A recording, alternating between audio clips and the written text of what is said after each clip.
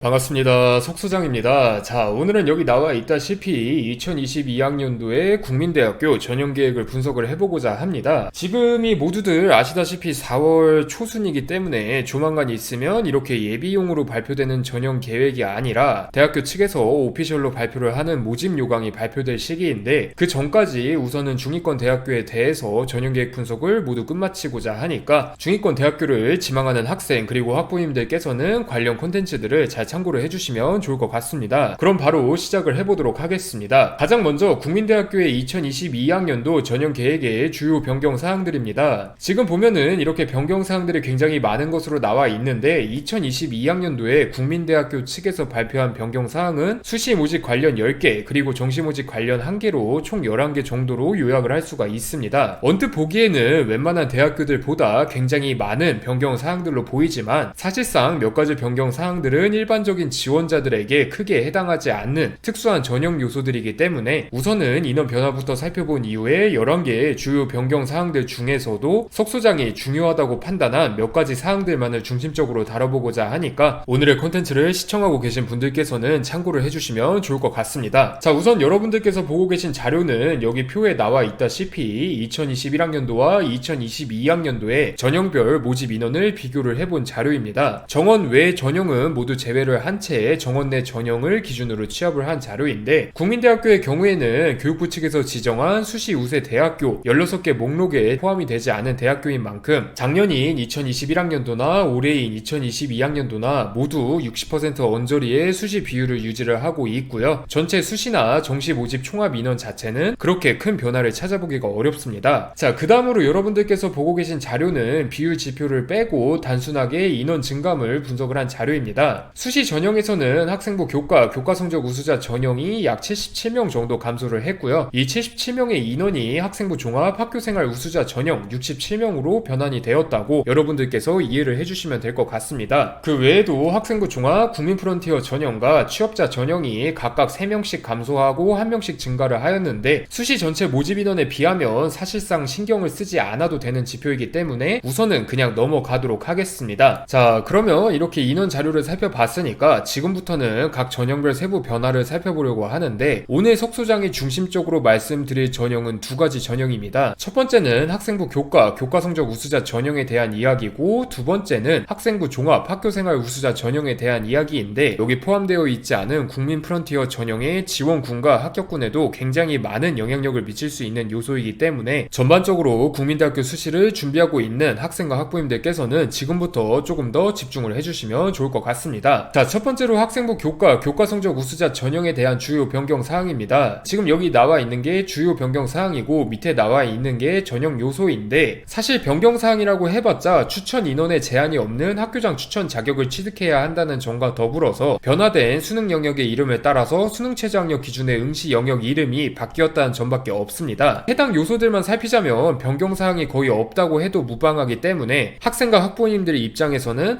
예년도 교과 성적 우수자 전형 입결을 그대로 참고를 해도 되겠다라고 생각을 하실 수도 있겠지만, 이 밑에서 말씀드릴 학생부 종합 학교생활 우수자 전형의 평가 요소 변경이 이 학생부 교과 성적 우수자 전형의 지원군과 합격군의 변수로 작용할 가능성이 굉장히 높다는 점을 여러분들께서 미리 참고를 해주셔야만 합니다. 이 해당 요소에 대해서는 다음 탭에서 자세하게 말씀을 드리고자 하니까 우선은 여러분들께서 인지만 해두시고 넘어가시면 될 것 같습니다. 그리고 추가적으로 간혹 가다가 왜 중하위권 대학교들부터는 학생부 교과 전형의 추천 인원에 제한이 없는 경우가 많은 것인지를 질문하시는 분들도 계신데, 이유는 생각보다 훨씬 간단합니다. 이 중위권 대학의 경우에는 지원군이나 최초 합격군 그리고 최종 등록군의 괴리가 꽤 크기 때문에 학생부 교과 전형의 추천 인원 그리고 자격에 제한을 걸어 두었다가는 표현 그대로 모든 군들의 정체성이 무너질 가능성이 높기 때문에 그렇습니다. 수요자들이 많기 때문에 비교적 마음대로 전형을 구성할 수 있는 최상위권 그리고 상위권 대학교들과는 다르게 중위권 대학교들은 다른 두 부류의 대학교들에 비해서 원하는 학생 모집에 여러모로 불리한 구석이 많기 때문에 지원 그리고 평가 표본을 최대한 넓히기 위함이라고 여러분들께서 이해를 해주시면 될 것 같고요. 그 다음에는 아까 위에서 말씀드렸던 학생부 종합 학교생활 우수자 전형에 대해서 좀 더 자세하게 말씀을 드리고자 하겠습니다. 자, 이 학생부 종합 학교생활 우수자 전형의 경우에는 2021학년도까지는 학교장 추천 전형으로 불리었고요. 서류평가 70%와 교과평가 30%로 구성이 되어 있었습니다. 있었습니다. 그런데 올해인 2022학년도에 들어서는 모두 서류평가 100%로 진행이 되는 것으로 변경이 되었고요. 여기 나와 있다시피 면접 전형이나 수능 최저 학력 기준 모두 적용이 되지 않는 전형입니다. 자, 지금 말씀드리고 있는 이 학생부 종합 학교생활 우수자 전형의 경우에는 올해 국민대학교 수시 지원 양상 변화의 핵심 요소라고도 할 수가 있습니다. 석 소장이 해당 요소가 중요하다고 몇 번이나 강조드리는 이유는 바로 교과평가의 삭제 때문에 그렇습니다. 사실상 비슷한 전형 흐름이 유지되었던 2021학년도의 경우에는 국민대학교에 일반화시킬 수 있는 지원 공식이 하나가 존재했습니다. 고내신 플러스 수능 최저 학력 기준 충족 가능한 학생은 교과 성적 우수자로 지원을 하고, 중위권 정도의 내신에 애매한 비교과를 갖고 있고 거기다가 면접을 선호하지 않는 학생들의 경우에는 2022학년도 기준 학교생활 우수자 전형인 학교장 추천 전형에 지원을 하는 경우가 많았습니다. 그리고 마지막으로 내신 등급이 그렇게 높지는 않지만 우수한 비교과를 갖고 면접 준비가 가능한 학생들의 경우에는 국민 프론티어라는 국민대학교의 대표적인 학생부 종합 전형에 지원을 했었고요. 그런데 2022학년도부터는 학교생활 우수자 전형의 교과평가 삭제로 인해서 이 지원 공식의 구분 기준 자체가 바뀔 가능성이 매우 높아졌다는 점을 여러분들께서 명심을 해주셔야만 합니다. 고내신 플러스 수능 최저 학력 기준을 충족 가능한 학생들은 여전히 교과 성적 우수자 전형으로 지원을 하겠지만, 기존 학교장 추천 전형의 지원군과 국민 프론티어 전형 지원군은 2022학년도에 들어서 혼재될 가능성이 굉장히 높습니다. 조금 더 자세하게 말씀을 드리자면, 기존까지 학교장 추천 전형의 지원군은 내신 평가의 메리트가 사라졌기 때문에 비교과와 면접을 좀 더 준비해서 국민 프론티어 전형으로 지원할 가능성이 높아졌다는 의미이고, 기존 국민 프론티어 전형의 지원군 중에서 최초 합격군에 가까운 국민대학교를 안정 및 타향으로 지원한 우수한 학생들은 면접에 투자할 시간을 아끼기 위해서라도 학교생활 우수자 전형으로 옮겨갈 가능성이 높아졌다는 의미이기도 합니다. 물론 석 소장이 이렇게 말씀을 드리면 석 소장과의 의견과는 다르게 기존 학교장 추천 전형의 지원군이 3학년에 들어서 내신과 모의고사 등급을 더 챙겨서 교과 성적 우수자 전형으로 지원할 수도 있는 것 아닌가요? 이렇게 질문하시는 분들도 계실 텐데, 2015 개정교육과정의 영향력으로 인해서 현역 고등학교 3학년 학생들의 생활기록부에는 국민대학교 교과점수 반영 기준인 석차 등급 산출 과목이 실질적으로 그렇게 많지 않다는 점과 더불어서 학년별 차등 반영이 없다는 점, 즉 석차 등급 산출 과목이 적은 3학년 1학기의 영향력은 더더욱 적어질 가능성이 높다는 점을 고려를 하면은 석 소장이 위에서 말씀드린 방향으로 흘러갈 가능성이 높다는 점을 여러분들께서 명심을 해주셔야만 합니다. 물론 좀 더 자세한 분석은 2021학년도 국민대학교 입학처 측에서 발표한 전형 결과를 살펴보아야 가능하겠지만, 올해 국민대학교 지원을 준비하는 학생들 그리고 학부모님들께서는 이 학생부 교과 성적 우수자 전형과 학생부 종합 학교생활 우수자 전형이 만들어낼 시너지 효과가 여러분의 지원 전략 그리고 여러분들이 알지 못하는 다른 지원자들의 지원 전략에도 어떠한 영향력을 미칠지를 좀 더 포괄적으로 생각을 해놓으셔야 된다는 점을 꼭 기억을 해주셨으면 좋겠습니다. 자, 그래서 주요 수시 전형에 대해서는 이 두 가지 요소가 올해 국민대학교 지원 전략의 쟁점이 될 것이기 때문에 이렇게 설명을 드렸고요. 아까 위에서 말씀드렸다시피 이 두 가지 사항을 제외한 나머지 9가지 요소들에 대해서는 일반적으로 적용되는 변화라고 하기에도 어렵고 그렇게 중요한 변화는 아니라고 분석을 했기 때문에, 추가적으로 궁금하신 분들께서는 이렇게 2022학년도 국민대학교 전형계획 원본 파일을 올려놨으니까 참고를 해주시면 좋을 것 같습니다. 그리고 마지막으로 이렇게 세부 모집 인원을 추가를 해놨는데, 노란색으로 표시된 인원은 정원 내 인원을 의미를 하고요. 아무것도 없는 색은 정원의 전형에 모집 인원을 표시를 하고 있으니까 여러분들께서 해당 요소를 참고를 하셔서 살펴보시면 될 것 같습니다. 그래서 오늘의 국민대학교 전형계획 분석 컨텐츠는 여기서 마치도록 할 예정이며, 국민대학교를 지망하는 학생 그리고 학부모님들께서는 오늘 컨텐츠를 잘 참고를 하셔서 지원 전략을 수립하시길 바라도록 하겠습니다. 감사합니다.